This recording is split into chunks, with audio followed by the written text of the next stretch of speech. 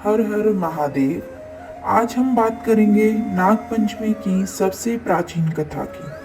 प्राचीन काल में एक सेठ जी के 7 पुत्र थे। सातों के विवाह हो चुके थे। सबसे छोटे पुत्र की पत्नी श्रेष्ठ चरित्र की विदुषी और सुशील थी, परंतु उसके भाई नहीं था।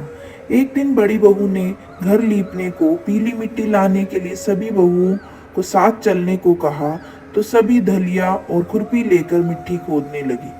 तभी वहां एक सर्प निकला, जिसे बड़ी बहू खुरपी से मारने लगी। यह देखकर छोटी बहू ने उसे रोकते हुए कहा, मत मारो इसे, यह बेचारा निरपराध है।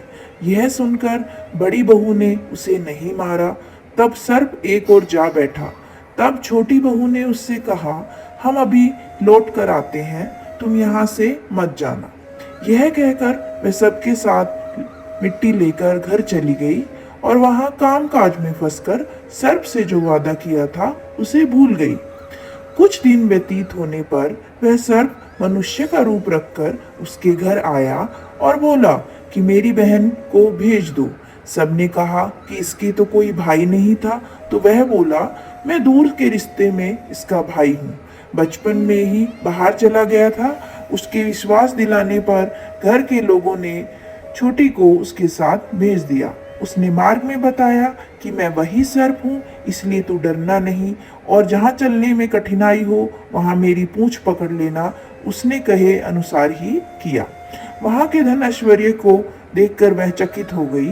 एक दिन सर्प की माता ने उससे कहा, मैं एक काम से बाहर जा रही हूँ, तू अपने भाई को ठंडा दूध पिला देना।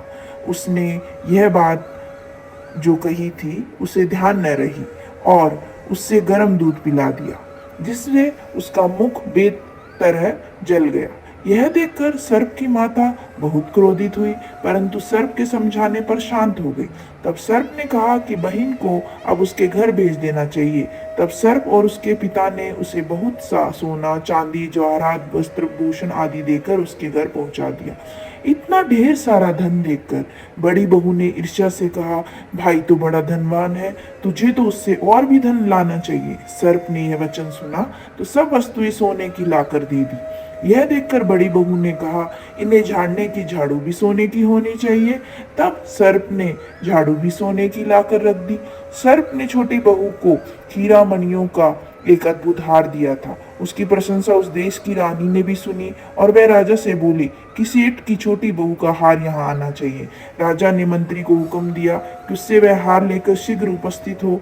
मंत्री ने सेठ जी से जाकर कहा कि महारानी जी छोटी बहू को हार पहनेंगी, वह उससे लेकर मुझे दे दो। सेठ जी ने डर के कारण छोटी बहू से हार मांगकर दे दिया। छोटी बहू को यह बात बहुत बुरी लगी। उसे अपने सर्प भाई को याद किया और आने पर प्रार्थना की, भैया रानी ने हार छीन लिया है, तुम कुछ ऐसा करो कि जब वह हार उसके गले में रहे तब तक के लिए सर्प बन जाए, और जब मुझे लौटा दे तब हीरो और मणियों का हार बन जाए। सर्प ने ठीक वैसा ही किया। जैसे ही रानी ने हार पहना वैसे ही वह सर्प बन गया। यह देखकर रानी चीख पड़ी और रोने लगी। यह देखकर राजा ने सेठ के पास खबर भेजी कि छोटी बहू को तुरंत भेजो। सेठ जी डर गए कि राजा ने जाने क्या करेगा। वे स्वयं छोटी बहू को साथ लेकर उपस्थित हुए। राजा ने छोटी बहू से पूछा, तूने क्या जादू किया है? मैं तुझे दंड दूंगा। छोटी बहू बोली, राजन दृष्टता क्षमा कीजिए, यह हार ही ऐसा है कि मेरे गले में हीरो और मणियों का रहता है और दूसरे के गले में सर्प बन जाता है। यह सुनकर राजा ने वह सर्प बना हार उसे देकर कहा, अभी पहन कर दिखाओ। छोटी बहू ने जैसे ही उसे पहना वैसे ही हीरो और मणियों का हो गया। यह देखकर राजा को उसकी बात का विश्वास हो गया और उसने प्रसन्न होकर उसे बहुत सी मुद्राएं भी पुरस्कार में दी। छोटी वह अपने हार और रिंग सहित घर लौट आई। उसके धन को देखकर बड़ी बहू ने ईर्ष्या के कारण उसके पति को सिखाया कि छोटी बहू के पास कहीं से धन आया है। यह सुनकर उसके पति ने अपनी पत्नी को बुलाकर कहा, ठीक ठीक बता कि यह धन तुझे कौन देता है। तब वह सर्प को याद करने लगी। तब उसी समय सर्प ने प्रकट होकर कहा, यदि मेरी धर्म बहन के आचरण पर संदेह प्रकट करेगा तो मैं उसे खा लूंगा। यह सुनकर छोटी बहू का पति बहुत प्रसन्न हुआ और उसने सर्प देवता का बड़ा सत्कार किया।